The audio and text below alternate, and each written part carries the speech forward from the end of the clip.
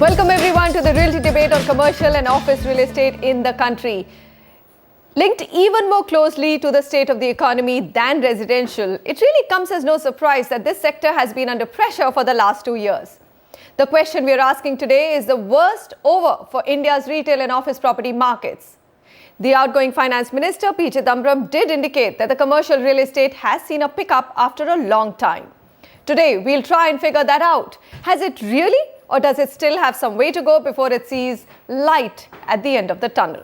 My guests for the debate today, Ramesh Nair, COO Operations, Jones Lang LaSalle. Actually, they've rebranded, so it should be JLL India. Anand Sundaram, Chief Executive Officer, Pioneer Property Zone, PPZ. Rajneesh Mahajan, COO, Inorbit Malls India Private Limited. We also have with us an interesting guest, Gitesh Agrawal, Chief Marketing Officer, D&M India. The company is one of India's largest fitment companies, so we'll get a perspective from them as well. Ashish Jairath, Vice President Sales, Emaar MGF, Land Private Limited, for a Delhi NCR perspective. Ajay Rakheja, Director NCR North and East Colliers International. And Sameer Jasuja, Founder and CEO of Prop Equity. So there are lots of questions to discuss, but I think the panel today is leaning towards retail. So we'll start with what's happening in the retail space, because that's an important part of your commercial market. Now, I'm going to read out a few statistics because they just kind of lend some background to our discussion today. The reports which have come out so far say that as many as 40 malls have downed their shutters in the last 2 years and 18 malls were deferred in 2013. Now, 10 of the deferred malls are in NCR.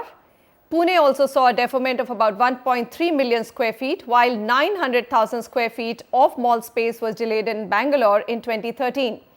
NCR's mall vacancy is the highest in the country at a staggering 55%. Mumbai is a close second with 52% vacancy, followed by Ahmedabad and Chennai. These are Cushman and Wakefield numbers. One mall each in Chennai, which is about 220,000 square feet, and Hyderabad about 130,000 square feet have also been delayed. Now, most of these have been on account of funding issues which have led many developers to slower pace of construction. That basically gives you a picture of what's happening, but then that it's not all negative. Ramesh Nair, come in first with a perspective of retail realty in India, FDI, the euphoria around it, the middle income group story of India, 1.2 billion, urbanization, all of that I've read in the JLL report on retail, it's really not panned out, even close to expectations, has it? I think, Manisha, the correction has happened. It's been a self-correcting phase. If you look at the overall demand for retail space in the country, today it stands at approximately 5 million square feet. But if you look at the supply which is coming up, although on paper you may see that there is 8 million, 6 million and 4 million square feet of supply coming up over the next 3 years, that's 14, 15 and 16. If you actually deep dive into this supply, what we realize is only around 3 million each, which is 3 million this year, next year and the year after that, is relevant grade A supply. So what we are seeing for the first time is absorption or demand going to be actually more than supply, which is actually good news, because overall the overall perception has always been that retail supply has been more than demand, and this is where it's very important that we break it up into relevant supply and non-relevant supply. So today if you look at overall vacancy across the country, would show you a figure of around 19 to 20% as the overall vacancy for retail malls in the country. But if you look at only the grade A supply in that comes to just around 10%. So I think what's most important is looking at relevant grade A supply. But the sad part is, even after all these years, developers are still doing malls in wrong locations. Developers are doing inferior products. Developers are not maintaining malls. Developers are selling strata sales. So that's where, in spite of this year, we are going to be seeing 8 million square feet of supply. Just around 3 million square feet of supply is actually relevant. One more point to be noted here is the share of retail in the overall grade A investment grade quality construction which is happening in the country has been reducing. So if 3 years back the overall commercial share was around 35% of the overall construction happening, with residential contributing 65%, today that share has actually become 82% residential and just around 18% commercial. And in that 18%, Retail is just around 20%, with office contributing 80%. So there's hardly anyone today constructing malls in the country, which we believe eventually will help in increasing rentals in most parts of India. All right, Rajesh Mahajan, is that good news or bad news for you? The fact that retail space creation, grade A retail space creation is actually shrinking in the country. Rajesh Mahajan. The later part of the statement that my friend Ramesh made is a very interesting aspect, that the supply is coming down, so the rentals will go up. But at the same time, these rentals have to be affordable. It just can't be a demand-supply equation. Retail business is not a cost center like office market. It is a profit center, and the retailers, if they are not able to produce good numbers on the revenue side, then there would be a pressure on the rentals all the time. So it is related to the productivity of the retailers. Yes, there is been a differentiation which is emerging in terms of relevant supply in retail development and non-relevant supply. And the relevant supply has been seeing good response, and we have seen the recent malls which have come in good locations, better development, good quality developments, have seen higher level of occupancies at a much shorter span than it used to be earlier. Okay, Anand Sundaram, so rentals, what I'm hearing is that are still very high, despite the fact that there has been a slowdown, there aren't too many takers, but rentals continue to stay high. How do you get out of a situation like that? Because supply of grade A or relevant supply is going down, then rentals aren't going to come down in a hurry, are they? It's not very likely that rentals are going to soften or come down very much, because we see a very polarized market. There are some malls which are not so well managed. On the other hand, there are the malls which are much better managed, where their focus is on consumption, and the customer consumption bring in higher retail revenues, and that translates into higher rentals. And obviously, they are preferred very much so over the other malls and other retail centers, and the retail brands are willing to be there at those centers. So therefore, the retail rentals are unlikely to come down in the shorter term. I guess this will be the case for all the better managed centers. Okay, Ajay Rakheja, so what do you do? I mean, it seems to be a catch-22 sort of a situation. There is supply coming, but then probably it's not the kind of supply that high street retailers are looking to take up. Do you think that 2014 could see better times? Rentals will go up. Is that good or bad? Number one. And number two, will more developers, if rentals do go up and the market looks a bit stronger, once again look at creating more retail space? Predominantly, if you see 2013, the retail space towards especially micro markets of NCR or towards Calcutta, it has been, the new supply did came up, but it had to slow down, and the leasings or the starter leasing did happen for a few anchors only. The vanilla stores, or I would say the more number of people are putting their presence or showing their initial commitments to bigger malls or even mid-sized malls, were very slow towards 2013. So I think there would be certainly a stable growth when we see for next 2 quarters. But towards Q4 this year, when we see a couple of more supply getting ready, and when there will be no vacancies, I think then we should see a firm price and markets behaving in the right way, what retail requires to be in the market. Ashish Jerath, you're getting ready to launch 1 million square feet, isn't it? We are delivering 1 million square feet. You're delivering, sorry, not launch, delivering 1 million square feet in NCR, and this is the situation right now. The market is slow, you know that. So how are you going to play this game between retail and office space? See, this is the 1 million which is coming into delivery is largely office space. And over last 2 years, what we've seen is there's been a lot of bottom fishing that has happened by the self-user segment. So when doing analysis of this office space, we've seen around at least 40% is going into a self-use.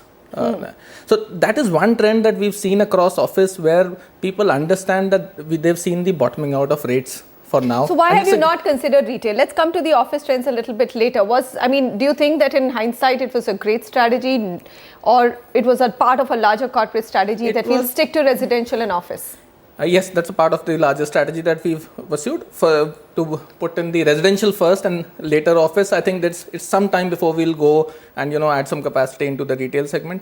Now, after office, where, as I also mentioned, that we are moving another 500,000 square feet, which is the fresh launch into fresh construction. And that's also all office. That's all office. That's Okay. 90% of that is office. So you can see that we see days ahead to be much more positive than what we've seen, and see we cannot we have to plan for 2 to 3 years Yes. from now. So we see that upswing coming in, and we are putting in the money there. Okay, Sameer, so coming back to retail, we look at, of course, questions that Ashish has raised about and some strategies on office space. But retail, I think the biggest story which hasn't played out, and these are some of the things that everybody was talking about and very excited about, that, hey, we have such a large middle income community and growing population, urbanization happening, a very young population which would want to shop. And guess what? We should really have malls getting thronged, and not just in tier 1 cities, but also in tier 2 cities. My question is, why do you think that hasn't played out? I mean, is it just the economy, or, as Ramesh also pointed out, that developers perhaps are also to be blamed that they haven't come out with quality mall supply? You see, there are many reasons for that. The biggest reason being that, first of all, mall management is a full-fledged business other than real estate. And both have to be combined together to be able to deliver real retail value both to the developer and to the consumer. I think that's the first and most important point, which developers did not really understand. They felt that, and there's been a huge amount of herd mentality. So when the first few malls were launched and there was a genuine demand for them, everybody followed suit, and you had 30 malls coming in the same micro market because the first 4 or 5 sold. And that's what led to a huge oversupply in the market. And without mall management, they were not being able to attract the right set of tenants in each mall. Right. And that is what led to the failure. The second reason what led to the failure was that there was no mixed use development that came around the mall. So they should have been smart enough to build malls with ground and first floor as retail and upper floors as office space.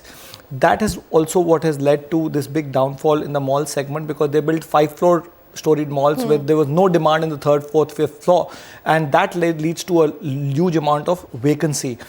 That's the second reason. The third thing that nobody is really looking at, and going future, one has to be very take all this into account, is the internet sales. Now what you are seeing, the I was going to come to Flipkarts, it. the Snap deals, they are crossing $1 billion in sale, and in the next 3 to 4 years, we are estimating $16 to $17 billion of sales happening in the retail segment online, and that too with great deals available. So retailers are not doing well. So I think, I don't know what the overall share, the organized retail share internet companies will take away from them. But I think the developers have to be extremely careful. They have to get the right mall management companies, and that still remains a concept in this country. Well, the DLF mall, which is supposed to be the mega mall of India and change the entire sizing concept of malls in India, has been many months delayed. That's because right? Ambi Mall came along and took away all the tenants, and you have 1 million square feet of retail in addition to 30 odd malls in Gurgaon. There is no demand left whatsoever. Okay. So, Ramesh, your thoughts on this online business and how it's taken off and what it's going to do to the future of retail in India. I mean, do you think developers still have a compelling reason? Because see, land in markets and urban centers which are likely to do well in the next 5 to 8 years are probably very difficult to come by and are also very expensive. So how do developers really play this game, if at all? Manisha, I'll touch upon the online trends and also touch upon the key retailer trends. Let's look at the panelists today, including you. How many of us have actually decided not to go to a mall and shopped actually online, other than those one-off books which we keep buying? So I think in India it's quite some time away. I'm sure all the panelists here have we are not going to stop going to malls on Saturdays and going to online go and buy stuff from all the websites around. That's one. Second is, if the retailer behavior has changed. Today he is not looking at dots in the map, which is what he was looking at in 2007 and 8. Today he wants to be in the best performing shopping malls. Second is retailer format sizes have changed. The same supermarket which would look at 10,000 square feet today is looking at 5,000 square feet. The same department stores which would look at 40,000 square feet today are looking at 25,000 square feet. So that's another big shift. And the third, like Rajneesh pointed out, is it has to be malls which actually work in terms of whether it's mall management, whether it's in terms of affordability. So that's very, very important. So we are seeing a distinct change in retailer behavior over the last 3-4 years, and that's obviously impacting the overall mall supply in the country. Ajay Rakheja, compelling business for developers to look at retail mall, creating retail malls in the next 5 to 8 years? Or not yet? Yes. If you see the concepts of designs that has been coming up, or the new designs concept which has been lately followed, it's more towards high street malls rather than, fancy swanky malls with high luxury specs. So I think those kind of specifications are catching up with common man, and they're ready to shop and, move and dine together and, shop also. So which gives more convenience of shopping as well as experience of moving and, open to sky kind of concepts. So these kind of concepts are really bringing in more value to end consumers rather than, a closed-net malls which You've has not answered my question. Fleet of repeat brands. Is there money to be made by developers if they get into or they look at retail space very, very, let's say carefully, get their strategy right? Is there money to be made? Or it's still a business which is a tough one to crack for the next couple of years? Well, I would say if they have a patient capital and they can sustain themselves for next 5 to 7 years with high capex on construction and fit outs, and they're also ready to get involved with the minimum guarantee concepts and revenue share concepts, they should put their hands still in this business. There's still some juice left still in this retail business, yeah. Okay, final word before we wrap up the retail discussion and move on to office space. Anand Sundaram, you've had a decade of mall experience and 20 cities around India. I mean, give us the final takeaway. Is the worst over?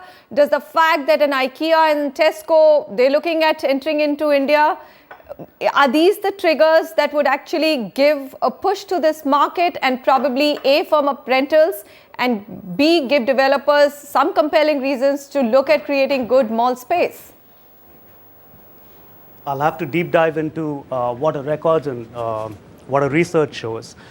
The polarization of these markets have been very hard, where some of the better managed malls have recorded profitability in excess of 25% growth year on year. And the same has been true for consumption, which is about 35% growth year-on-year consumption, which is translating into some great monies for malls. So it is good business to be in. On the other hand, the not so well managed malls have lost out. But to come back to your question, yes, these retailers and the news that these retailers are spreading has buoyed the market up. And there's a substantial amount of activity in the market. Added to that is a shortage in supply of organized A-grade malls that Ramesh was talking about. So I think there's a great story in the going in the future, and yes, it looks very promising. All right. On that note, we're going to wrap out of the retail space, but there's still, of course, a large part of commercial, which is the office space. It's a much bigger discussion because as geographies change, I think the trends also have been very different and divergent all through 2012 and 2013. So keep an eye. That's the other side of this little break that we're going to take right now.